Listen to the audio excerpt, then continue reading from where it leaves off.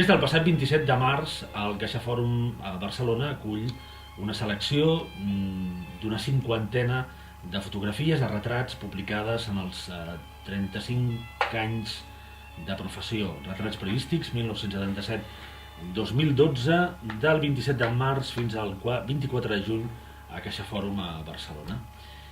I és molt recomanable, senyor Madueño, jo ho haig de dir així, perquè val molt la pena acostar-se a CaixaFòrum perquè hi ha aquesta exposició esplèndida a Goya, però és molt recomanable després també apropar-se fins a aquests retrats periodístics de Pedro Madueño, perquè és recuperar l'art de la fotografia quan el periodisme es transforma en art i transmet emocions, no? No sé si vostè és dels que creu que una imatge val més que 1000 paraules, però el que sembla evident és que hi ha imatges que sí que provoquen moltes paraules. Sí, a veure, les imatges no sempre valen més que 1000 paraules, no? Jo crec que no es pot generalitzar aquest dit xinès que diu això, però sí que és veritat que la imatge pot ser a vegades transmet coses que amb paraules és difícilment explicables, no?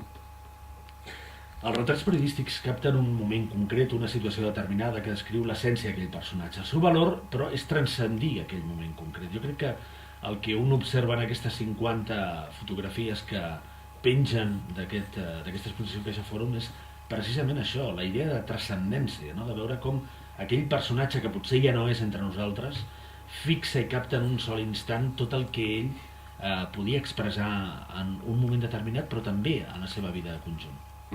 Benvingut sigui, no? Perquè això és el meu objectiu. També és veritat que estan els 50 millors retrats d'aquesta època meva, no?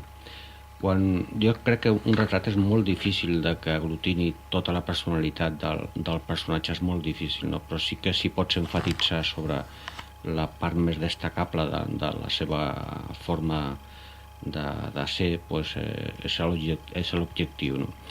No sempre s'aconsegueix, però sí que el Julià Guillamón, que és el comissari de l'exposició, ha intentat que aquests retrats siguin colpidors, no? que et facin pensar. I també per això hem fet aquest tamany gran, perquè la foto té que tenir una lectura.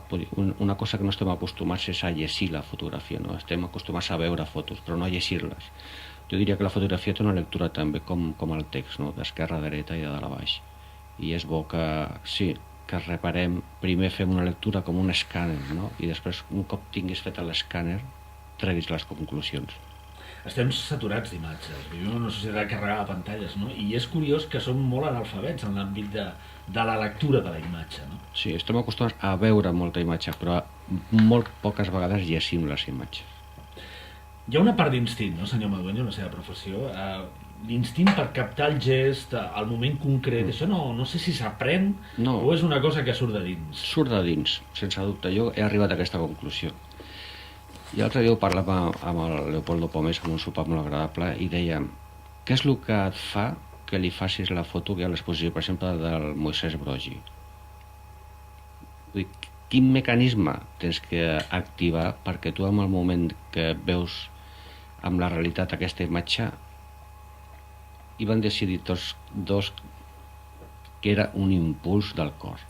Hi ha algú que en aquell moment diu, dispara. I després, quan la foto reposa, perquè això és una que també no fem sovint i és molt interessant, és que quan fem una foto en aquell moment no estem en condicions de valorar-la, la tenim que deixar reposar, la fotografia es té que deixar reposar. I un cop han passat uns dies o un dia, llavors tenim altres criteris per fer la valoració d'aquesta fotografia. Vull dir que jo crec que és un impuls del cor que fa que aquesta persona que fa la foto la faci o la deixi de fer, no? És algú innat.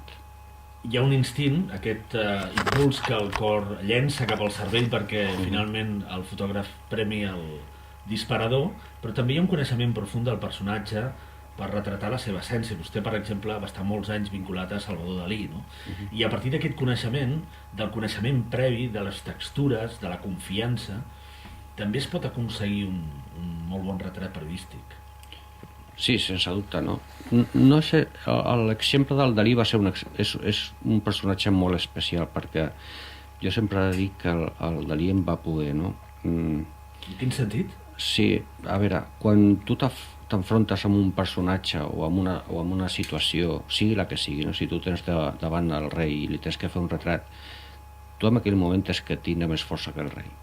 O que el rei, un president de govern, un mandatari, un científic, qualsevol persona. Tu en aquell moment que el personatge està davant de la teva càmera tens que poder manar-li, amb el bon sentit, perquè si no el personatge s'apodera de tu. I la gent l'acostuma, i sobretot els polítics o gent que està molt acostumada que li facin fotos, és a portar-te cap al seu terreny. Tu el que tens que fer en aquest cas és ser més fort que ell.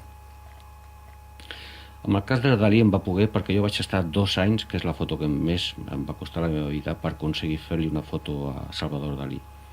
Dalí estava,